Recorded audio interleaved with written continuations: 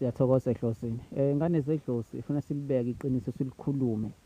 Yabona idlozi elifana nomdiki, amanono, umdawu, lo madlozi akathwasi emizini yabantu.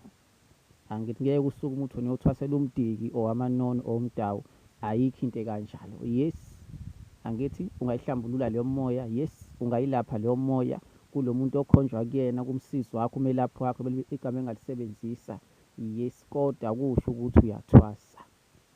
Angithi akathwasi emzini wabantu la madlozi. Yes, angasukuma akukhombe la adinga khona usizo.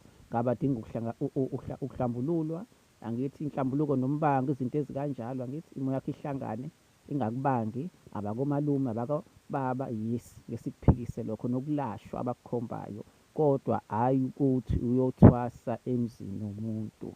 La madlozi omathathu nje akathwasi at all, kodwa ayahlanjululwa, alashwe, kulandelwe amaphupho, ngabe ibonakaliso, ngabe imicabango, lokhu abakuvezayo. Angithi bangacacile futhi babuye kwesibili, babuye kwesithathu, noma ka-5 noma kangaphi. Uma umyalezo ungakucaceli, bazocacisa umyalezo, wenze lokhu ofanele ukwenze. La madlozi ayazithwasisela.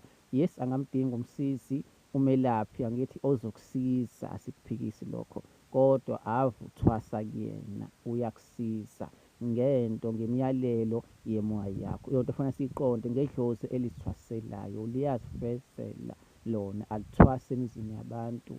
Yes, umuntu angakulapha, umuntu angakusiza ngemoya yakho. Yes, angayihlambulula umuntu imoya yakho, lo okhonjwe yena imoya yakho, khona usizakale nemoya yakho isizakale. Lokho asikuphikisi, kodwa akona-ke ukuthwasa lokho, angithi.